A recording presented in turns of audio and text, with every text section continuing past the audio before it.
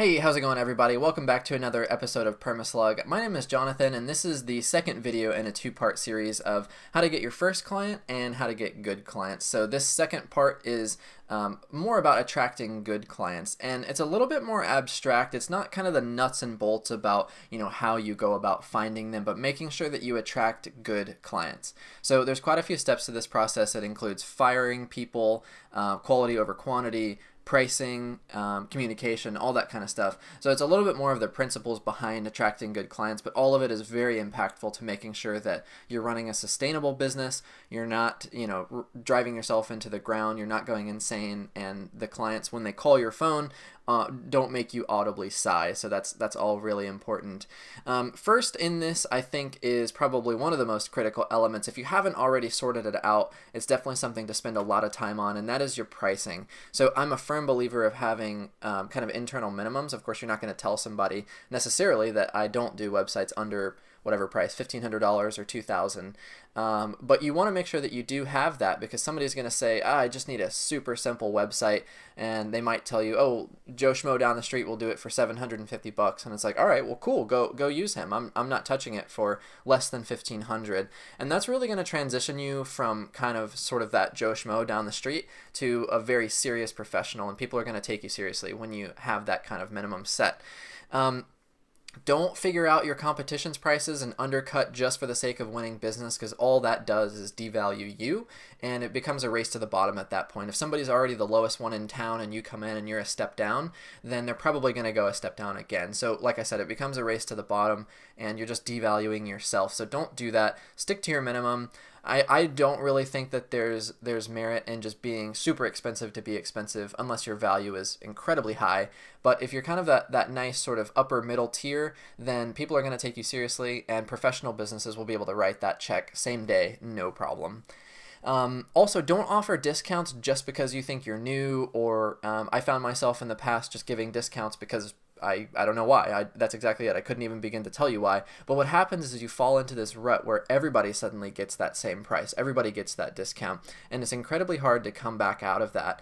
Sometimes if it's the difference between paying rent or, paying your car payment or whatever, and you absolutely need that job, that's one aspect to consider. But on the same token, every single time I've discounted a job because I desperately needed it, I knew it was going to turn into a disaster, and that's exactly what it did. Either the project was something that I didn't feel comfortable taking on, or the client was somebody who I just felt like I wouldn't have a good experience with. And a lot of times your initial gut feelings are exactly true, especially in the case of pricing and trying to discount people just to win business. Kind of in that same vein, as far as pricing goes, the idea of quality over quantity, I think, is incredibly important. As far as monthly revenue, of course, everybody wants that recurring monthly revenue, and I'm very fortunate to be able to pay all of my bills just based off of my monthly recurring revenue. So things like projects like websites or other one-off stuff like that is just kind of padding, which I feel very lucky to do. Don't get me wrong, that isn't something that you'll be able to do right off the bat. That's taken me basically 3 years to get to this point. I mentioned that in the previous video. And it's not something that's going to happen overnight. I have about 7 clients that make up more or less 90% of that monthly revenue, and then the final 13, because I have about a total of 20, make up that final 10%. So you can see how incredibly valuable just a small subset of the clients are in terms of your monthly revenue. That's going to take some time, and the reason why it took me more or less 3 years is because every single client I have, I feel comfortable with. I enjoy working with those people. There's nobody in those companies that I don't enjoy talking to. Whenever they call me, text me, email, whatever, I'm quick to respond, and I enjoy working with these clients. That's why it's taken me a long time, because I definitely could have a lot more. I could be making more money, but I also wouldn't have kind of the same quality of life and sanity level that I'm very fortunate to have at this point. Another really critical element that I strongly believe in is using a contract for every single job. It doesn't matter if this is a friend of a friend or, some business that you think you're comfortable with. Use that contract every time, because all it's going to do is protect both you and that client. Most importantly, it does give you the ability to fall back on the clauses in that agreement. So what you need to have done is either already prepared one yourself and submitted it to a lawyer, or just have the lawyer do it for you. So what I did was just Google, like website design service agreement, And then I changed around the clauses that I felt were kind of important and then submitted that to the attorney. And what he did was basically spend 2 hours of his time, which cost me about $500, and just go through and add all the attorney jargon that's really important, like when things are enforceable, chargeback clauses, where litigation would take place if it came to that, all that sort of stuff that you would never think to put in just as a regular individual who isn't an attorney.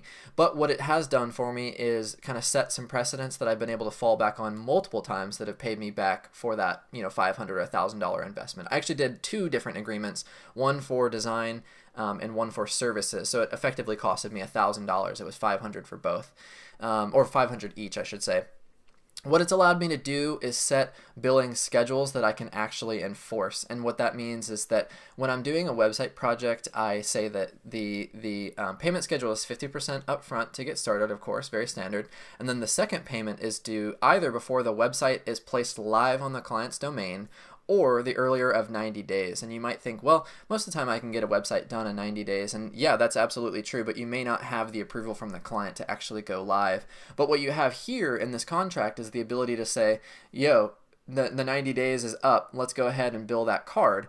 And I take a card on file every single time. If you don't, and if you're not willing to submit that credit card, then you have to pay 100% up front. And I would say probably 9 out of 10 times they're willing to give you the credit card. I think any substantial business is going to be willing to do that, and most people recognize that if a website development project takes 90 days, that's quite a long time. So it really has helped me a lot. It helps with my own kind of cash flow management, and what ends up happening is whenever the client says, all right, I'm ready to place the website live, I'm like, all right, bam, I just hit the card, and now I don't have to sit there and wait. Okay, the website's live, it's been a week and a half, and I still don't have the check. Why don't I have the check? All that kind of stuff is alleviated. Plus, the other thing is that it sort of gives a more serious kind of professional persona about you and your business. Larger businesses will definitely expect some kind of contract, and if you don't have it, it's just going to be sort of a tick against you that might transition them from choosing you into somebody else. So that's pretty much the most important element to that, other than it protects you against scope creep as well. So let's say you have 5 deliverables and they say, oh, I want number 6 now, and well, we didn't talk about that in our contract. And what you can say is, I'd be happy to do it, but it's going to cost you X number of dollars. 9 times out of 10 those clients are willing to say, oh yeah, that's totally fine, go ahead and do it. But then on that 10th time when somebody says, no, I'm not interested in that, you can say, sorry, it wasn't in the scope of work. And it just protects you against them expecting you to do things that weren't included and weren't billed for. So I am a huge advocate of contracts, and if you try to do it yourself, I just don't think that it's really all that enforceable if it came down to full-on litigation. Another really important aspect that I talked about in the previous video was being able to fire clients. Now, there's a certain hesitancy to do that, especially if someone is paying you whatever monthly billing you're doing for them. So if they're just in a hosting plan, or if they're in a full-on marketing agreement, it's probably really hard to fire those clients. But what you can do is kind of pay attention to the red flags and initial meetings that you kind of have that gut feeling about. Whenever you're sitting down with somebody, if their expectations are unrealistic, or if they're not willing to listen to your advice, 9 times out of 10, it's not worth taking that job. And if it comes down to a situation where you need this job to pay bills or that sort of thing, it's hard not to accept that. But in my experience, every single time, without fail, I regret taking on those jobs. It's been a long time since I've had that particular hurdle, but I distinctly remember, like it was yesterday, just how quickly I would realize I knew that it was going to turn into a bad job, and every single time it did. So that's something that I feel really strongly about, is be willing to fire clients. You may think, oh, well, they're going to go badmouth me, and maybe to some extent, but it's not going to come to a point where it's like, you don't have any more business because somebody spreads such a bad word about you. There's always 3 sides to every story. So just kind of keep that in mind and fall back on the terms of your agreement. In my contracts, it states that there's a 30-day notice clause. Either party can cancel the agreement at any time, unless it's like a 6-month term, and then there's like payout clauses and stuff. But in general, most of the stuff that I do is month to month, and that way the client can cut it off with 30 days notice, so I still have at least one more round of billing to go, and then I can cut it off if this is turning into a disaster. Along those same lines, definitely try to specialize in the services that you offer. So don't try to be a jack of all trades and offer, pay-per-click advertising, Facebook, marketing, SEO, website design, logo design, all that kind of stuff. I used to kind of do that, and what I found was that every element of that offering suffers if you try to specialize in things that you're really not an expert in. So instead, now all I focus on is three things. It's basically website design, Google SEO, and Facebook ads specifically. So those three things are more or less the key services that I offer. The Facebook ads component doesn't include the social media management, so I'm not going through and creating posts and content for these people that is publicly visible. It's specifically around ads. So that's really helped me. I used to try to get into logo design and dabble in that, and then that's its own headache. Sometimes I tried like sort of white label printing services and that kind of stuff. It just really doesn't work, and what you end up doing is not growing any arm of the business. Now the monthly recurring from the Google SEO and the Facebook marketing component to my business is where my monthly recurring revenue comes from. A small degree of that comes from website hosting and that sort of thing, but it's nothing close to the actual marketing components. I probably wouldn't have that if I hadn't chosen to specialize in that sort of stuff. Finally, I think I would say that communication is just absolutely key. I can't tell you how many times I've won a job or gotten a new client specifically because somebody says, you picked up the phone or responded to my email and the other guy didn't.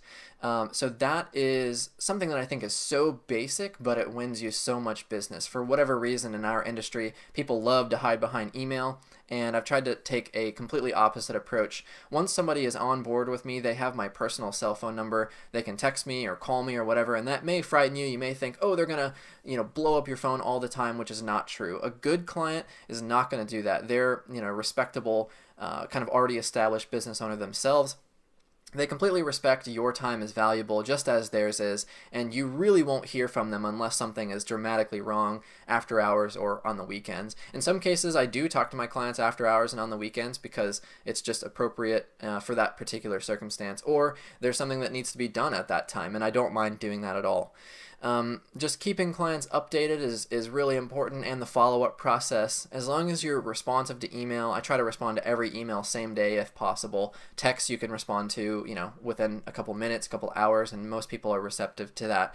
And then just pick up the damn phone. I don't understand why people don't do that. Just answer the phone. Obviously, I understand, yeah, okay, you're in a meeting or whatever, you can't answer the phone all the time. But if you're one of those people that just doesn't answer the phone, you get a reputation for that, and other business owners won't recommend you because they just can't get a hold of you.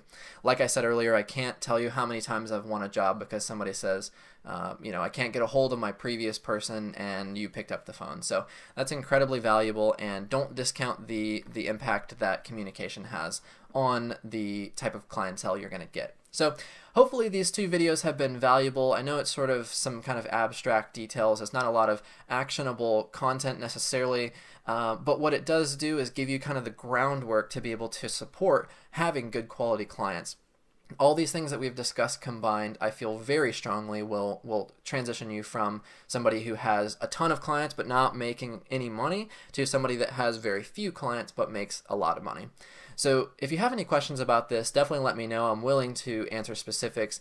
If you have the interest in me kind of deep diving in any of these topics, definitely let me know, and I would love to put together a video specifically about that. In the meantime, like I said, my name is Jonathan, and this channel is Permaslug. You can also visit my website, which is permaslug.com, and eventually I plan to have all kinds of blog content, sort of written guides and tips. All the videos will be there, and we'll see what else the website contains in the future. But if this video has been helpful for you guys, I would really appreciate subscribing and any kind of share that you can muster up for this. So thank you so much, and I will see you guys in a future video.